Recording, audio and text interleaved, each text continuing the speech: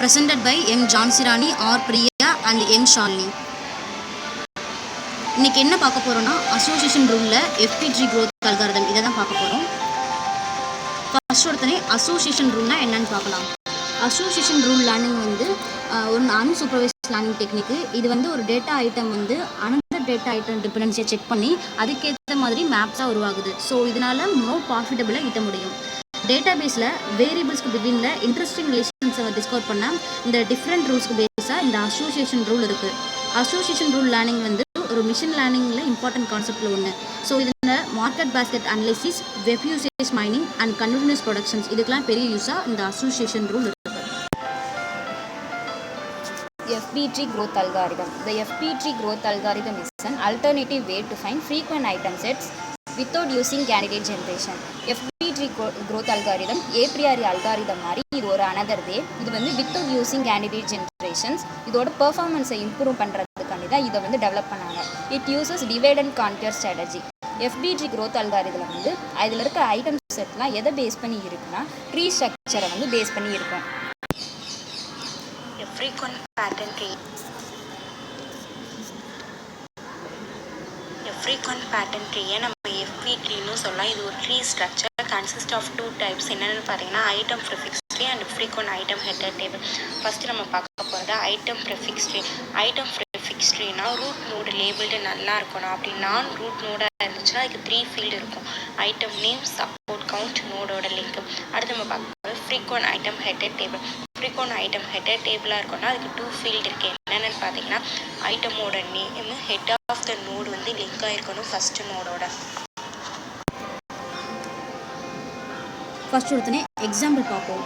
இதில் வந்து நாங்கள் என்ன எடுத்துக்கோன்னா கம்ப்யூட்டர் பேஸ்ட் எலக்ட்ரானிக் ஐட்டம்ஸ் எடுத்துருக்கோம். என்னென்னா monitor, keyboard, CPU, projector, laptop, joystick, fibre, camera, CD, pendrive இதெல்லாம் நாங்கள் எடுத்துருக்கோம். இதில் நாங்கள் டேபிள் காலமாக இது பண்ணியிருக்கோம். அதில் டிரான்சாக்ஷன் ID 1 to 5 வரைக்கும் வச்சுருக்கோம். இதில் வந்து ஒரு கஸ்டமர் என்னென்னலாம் வாங்குறாங்கன்னா projector, monitor, CPU, camera, laptop, fibre இதெல்லாம் ஃபஸ்ட் இதில் வாங்குறாங்க. செகண்ட் இதில் வந்து monitor, CPU, projector, laptop, pen drive, joystick, keyboard இதெல்லாம் வாங்குறாங்க. தேர்ட் இதில் வந்து கீபோர்ட், ப்ரொஜெக்டர், ஜாய்ஸ்டிக் இது மட்டும் வாங்குறாங்க. ஃபோர்த் இதில் வந்து கீபோர்ட், CPU, ஃபைபர் இது வாங்குறாங்க. ஃபிஃப்த் இதில் வந்து monitor, projector, CPU, pen drive, fibre, CD, laptop இதெல்லாம் வாங்குறாங்க. ஸோ ஃபர்ஸ்ட் ஒருத்தனே இதில் என்ன பண்ணிக்கலாம்னா மினிமம் சப்போர்ட் வச்சுக்கலாம். மினிமம் சப்போர்ட் இதில் நாங்கள் 3ன்னு வச்சுருக்கோம். அதாவது 3 அதுக்கு மேலே இருக்கிறது மட்டும் நாங்கள் இதில் எடுத்துக்கிறோம். இதில் வந்து நாங்கள் கான்ஃபிடன்ஸ் வேல்யூ 70% வச்சுக்கிறோம். ஃபர்ஸ்ட் ஒருத்தனே ஸ்டெப் 1 பார்க்கலாம். Find the frequency of individual items set by counting the number of occurrence from transaction data. இதில் என்னன்னா மினிமம் சப்போர்ட் 3 கொடுத்துருக்கனால 3 அதுக்கு மேலே இருக்கிறது மட்டும் நாங்கள் எடுத்துருக்கோம். ஃபர்ஸ்ட் ஒருத்தனே அந்த இதில் போய் ஃபர்ஸ்ட் இதில் போய் பார்க்கணும். மானிட்டர் ஃபர்ஸ்ட் இதில் இருக்குது. ஸோ ஃபர்ஸ்ட் இதில் இருக்குது, செகண்டில் இருக்குது, அப்புறம் வந்து லாஸ்ட்டில் இருக்குது. ஸோ வந்து இது 3 டைம்ஸ் இருக்குது. அதனால இங்கே வந்து ஃப்ரீக்வன்சி லெவல் வந்து 3 போட்டுக்கிறேன். அதுமாரி கீபோர்ட் போய் பார்க்கணும். அதில் மாரி கீபோர்ட் பார்க்கும்போது ஃபர்ஸ்ட் இதில் இருக்கான்னு பார்க்கணும். ஃபர்ஸ்ட் இதில் இல்லை, செகண்டில் இருக்கான்னு பார்க்கணும். இருக்குது, அடுத்து தேர்டில் இருக்குது, அடுத்து ஃபோர்த்தில் இருக்குது. ஸோ இது வந்து 3 டைம்ஸ் இருக்குது. அதனால வந்து நான் 3ன்னு போட்டுக்கிறேன்.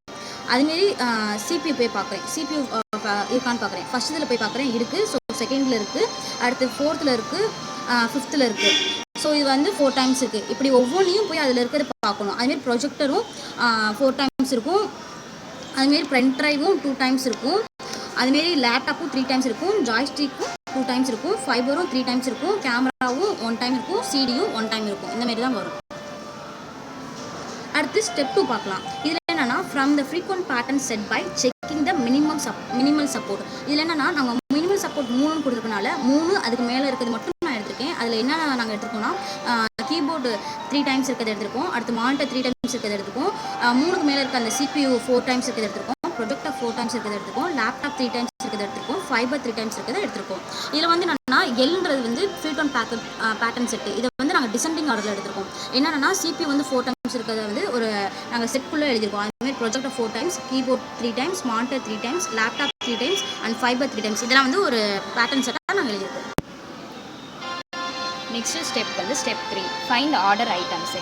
இது வந்து நம்ம ஏற்கனவே கொடுத்துருக்க டிரான்சாக்ஷன் ID ஐட்டம் பாக்ஸ். இதில் வந்து நம்ம கண்டுபிடிச்சிருக்க ஃப்ரீக்வன்சியை வந்து நம்ம டிசெண்டிங் ஆர்டரில் எழுதுகிறோம். இப்போ ஆர்டர் ஃப்ரீக்வெண்ட் ஐட்டம்ஸு ஃபஸ்ட்டு அதில் பார்க்கும்போது ப்ரொஜெக்டர் வந்து 4 டைம்ஸ் இருக்குது, லேப்டாப் 3 டைம்ஸ், CPU 4 டைம்ஸ். அப்போ ப்ரொஜெக்டரை வந்து ஃபஸ்ட்டு எழுதணும். இப்போ projector, CPU, monitor, laptop, fibre. அதே மாதிரி செகண்டில் வந்து monitor, CPU, projector, laptop, pen drive, joystick, keyboard. இதில் வந்து projector, CPU, monitor, keyboard, laptop எழுதுகிறோம். பென்ட்ரைவும் ஜாய்ஸ்டிக்கும் வந்து ஃப்ரீக்வன்சி வந்து 3 விட கம்மியாக இருக்கிறதுனால அது எடுக்கக்கூடாது. அடுத்து டிரான்சாக்ஷன் 3 கீபோர்ட், ப்ரொஜெக்டர், ஜாய்ஸ்டிக். அதில் வந்து ப்ரொஜெக்டர் ஃபஸ்ட் எழுதணும், கீபோர்டு வந்து செகண்ட் எழுதணும். ஏன்னா ப்ரொஜெக்டர் வந்து ஃப்ரீக்வன்சி வந்து 4, கீபோர்டுக்கு வந்து 3, அதனால் ப்ரொஜெக்டர் கீபோர்டுன்னு எழுதுகிறோம். அடுத்து கீபோர்ட், CPU, ஃபைபர். இதையும் ஃப்ரீக்வன்சியை வந்து டிசெண்டிங் ஆர்டரில் எழுதுகிறோம், CPU, கீபோர்ட், ஃபைபர். அடுத்து 5th ஒன் வந்து monitor, projector, CPU, pen drive, fibre, CD, laptop. இதில் வந்து சிடியும் பென்ட்ரைவும் வந்து ஃப்ரீக்வன்சி வந்து 3 விட கம்மியாக இருக்குது, அப்போ அதை எடுத்துக்கக்கூடாது. இப்போ இதை டிசெண்டிங் ஆர்டரில் எழுதும்போது projector, CPU, monitor, laptop, fibre. அடுத்து next step 4 construct FB tree. இப்போ வந்து இது வந்து FB ட்ரீயில் நம்ம போடுறோம். இதில் வந்து ஸ்டெப் 3யில் பார்த்தீங்கன்னா நம்ம கண்டுபிடிச்சி வச்சுருக்க ஆர்டர் ஃப்ரீக்வெண்ட் ஐட்டம் செட்டில் இருக்கிறத வந்து நம்ம ட்ரீ பேஸ்டு ஸ்ட்ரக்சராக நம்ம போட போகிறோம். ஃபஸ்ட்டு எடுத்துருக்கிறது வந்து projector, CPU, monitor, laptop, fibre. அதை வந்து நம்ம ஒரு ட்ரீ பேஸில் போகிறோம். அதோட ஃப்ரீக்வன்சி 1 போகிறோம். Projector, CPU, monitor, laptop, fibre போகிறோம். அடுத்தது என்ன பண்ணுறோம்னா projector, CPU, monitor, keyboard, laptop எடுத்துருக்கோம். டிரான்சாக்ஷன் 2 இதில் வந்து ப்ரொஜெக்டர், CPU, மானிட்டருக்கு அடுத்து என்ன இருக்குன்னா கீபோர்டு இருக்குது. அப்போ அதிலிருந்து ஒரு நோட் வரைஞ்சிக்கணும், கீபோர்ட், லேப்டாப். இப்போ இதோட ஃப்ரீக்வன்சி ப்ரொஜெக்டர், CPU, மானிட்டருக்கு 2 மாறும், கீபோர்டு அண்ட் லேப்டாப்புக்கு 1 கொடுக்குறோம். அடுத்து வந்து டிரான்சாக்ஷன் 3 ப்ரொஜெக்டர், கீபோர்டு. இதில் ப்ரொஜெக்டர் வந்து ப்ரொஜெக்டர்லேருந்து கீபோர்டு வந்து லிங்க் பண்ணியிருக்கணும். இப்போ ப்ரொஜெக்டர் 3 ஃப்ரீக்வன்சி வந்து 3 மாறும், கீபோர்டோட ஃப்ரீக்வன்சி வந்து 1 மாறும். நெக்ஸ்ட்டு வந்து CPU, கீபோர்ட், ஃபைபர். இதில் வந்து CPU வந்து ப்ரொஜெக்டரோட லிங்க் ஆயிரும், அப்போ தனி லிங்காக நம்ம கொடுக்கணும். இப்போ நல்லிலேருந்து ஒரு லிங்க் கொடுக்குறோம், CPU, கீபோர்ட், ஃபைபர். அதோட ஃப்ரீக்வன்சி வந்து 1 கொடுக்கணும். அடுத்து வந்து projector, CPU, monitor, laptop, fibre. அப்போ projector, CPU, monitor, laptop, fibre. இதில் ப்ரொஜெக்டருக்கு 4 மாறும், CPUக்கு 3 மாறும், மானிட்டருக்கு 3 மாறும், லேப்டாப்புக்கு 2 மாறும், ஃபைபருக்கு 2 மாறும். Step 5 compute conditional pattern set. Compute conditional pattern set வந்து நம்ம FD ட்ரீ ஸ்ட்ரக்சர்லேருந்து அந்த ஸ்டெப்பை நம்ம கொண்டு வர போகிறோம். நம்ம வரைஞ்சிருக்கோம்ல FD ட்ரீ ஸ்ட்ரக்சர், அதில் லீஃப் நோடில் என்ன ஐட்டம் இருக்குன்னு பார்க்கணும். லீஃப் நோடில் ஃபைபர்ன்ற ஐட்டம் இருக்குது. ஸோ அதனால் ஐட்டம் ஃபைபர் எழுதிக்கிறணும். கண்டிஷனல் பர்டன் எதை பேஸ் பண்ணால் அந்த ஃபைபர்ன்ற லாஸ்ட்டாக லீஃப் நோடு இருக்குது பார்த்தீங்களா, அது எந்தெந்த நோடோடலாம் லிங்க் ஆகிருக்குன்னு பார்க்கணும். ப்ரொஜெக்டர், CPU, மானிட்டர், லேப்டாப்போட லிங்க் ஆகிருக்கு. ஃபைபரோட கவுண்ட்டு 2, ஸோ அதனால் நம்ம 2 எழுதிக்கணும். அடுத்து ஃபைபர்ன்ற நோடு வேறு எதோடையாவது லிங்க் ஆகிருக்கான்னு பார்க்கணும். அதே மாதிரி CPU, கீபோர்டோட லிங்க் ஆகிருக்கு. ஃபைபரோட கவுண்ட் அங்கே 1, ஸோ அதனால் அந்த 1 எடுத்துக்கணும். அடுத்த ப்ராடக்ட் என்னன்னு பார்த்தீங்கன்னா லேப்டாப் இருக்குது. ஸோ அதனால் லேப்டாப்க்கு இப்போ நம்ம பார்க்க போகிறோம். லேப்டாப் எதோடலாம் லிங்க் ஆகிருக்குன்னு பார்த்தீங்கன்னா ப்ரொஜெக்டர், CPU, மானிட்டர். லேப்டாப்போட கவுண்ட் வந்து 2, ஸோ அதனால் இந்த 2 எழுதிக்கணும். அடுத்து அதே மாதிரி லேப்டாப் வேறு எதோட லிங்க் ஆகிருக்கான்னு பார்க்கணும், வேறு எந்த ப்ராடக்டோடையாது. அதே மாதிரி பார்க்கும்போது ப்ரொஜெக்டர், CPU, மானிட்டர், கீபோர்டோட லிங்க் ஆகிருந்திருக்கு லேப்டாப்ன்ற நோடு. லேப்டாப்போட கவுண்ட்டு 1, ஸோ அதனால் அந்த 1 எழுதிக்கணும். அடுத்து பார்க்க போகிறது கீபோர்டு பார்த்தீங்கன்னா எதோடலாம் லிங்க் ஆகிருக்குன்னா ப்ரொஜெக்டர், CPU, மானிட்டர்ன்ற 3 ப்ராடக்டோட லிங்க் ஆகிருக்கு. கீபோர்டோட கவுண்ட்டு 1, ஸோ அதனால் அந்த 1 எழுதிக்கணும். வேறு எங்கேயாவது இதே மாதிரி லிங்க் ஆகிருக்கா நமக்கு பார்க்கும்போது CPUவோட லிங்க் ஆகிருக்கு. ஸோ அதனால் அங்கே கீபோர்டோட கவுண்ட்டு பார்த்தீங்கன்னா 1, ஸோ அதனால் அந்த 1 எழுதிக்கணும். அடுத்து நம்ம என்ன பார்க்க போகிறோம்னா மானிட்டர் பார்த்தீங்கன்னா ப்ரொஜெக்டர், CPUவோட கரெக்டாக லிங்க் ஆகிருக்கு. அதோட கவுண்ட் என்னன்னு பார்த்தீங்கன்னா 3, ஸோ அதனால் அந்த 3 எழுதிக்கணும். அடுத்தது CPU பார்த்தீங்கன்னா ப்ரொஜெக்டர்ன்ற 1ஓட மட்டும்தான் லிங்க் ஆகிருக்கு. ஸோ அதனால் அதோட கவுண்ட் வந்து 3, ஸோ அதனால் அதை எழுதியாச்சு. அடுத்து வந்து பார்த்தீங்கன்னா ப்ரொஜெக்டர்ன்றது ரூட் நோடோட மட்டும்தான் கனெக்ட் ஆகிருக்கு, வேறு எந்த நோடோடையுமே கனெக்ட் ஆகலை. ஸோ அதனால் ப்ரொஜெக்டருக்கு என்ன போடணும், நல் போட்டுரும். இது step 6 build conditional frequent pattern tree. Build conditional frequent pattern tree வந்து நம்ம ஸ்டெப் 5லேருந்து கொண்டு வர போகிறோம். அதில் இருக்க ஐட்டம், கண்டிஷனல் பர்டன் பேஸ், அது ரெண்டையும் அப்படியே நம்ம எழுதிக்கணும். எழுதிட்டு நம்ம என்ன கொண்டு வர போகிறோம்னா கண்டிஷனல் பர்டன் ட்ரீ மட்டும் கொண்டு வர போகிறோம். அதில் ஏற்கனவே ஐட்டம் என்ன கொடுத்துருக்கோம், ஃபைபர். அடுத்து 2 செட் இருக்குது, ப்ரொஜெக்டர், CPU, மானிட்டர், லேப்டாப், அப்போ கோலன் 2. அடுத்த செட்டில் என்ன இருக்குன்னா CPU, கீபோர்ட், கோலன் 1. இது ரெண்டுலையும் காமனாக என்ன ப்ராடக்ட் இருக்குதுன்னு பார்த்தீங்கன்னா CPU இருக்குது. ஸோ அதனால் CPUவை நம்ம கண்டிஷனல் பர்டன் ட்ரீயில் எழுதிக்கணும். இங்கே 2 இருக்குது, இங்கே 1 இருக்குது. அந்த ரெண்டு செட்டில் ரெண்டையும் ப்ளஸ் பண்ணணும் 3. ஸோ அதனால் 3 அங்கே CPUவில் போட்டுருணும் கண்டிஷனல் பர்டன் பேஸில்.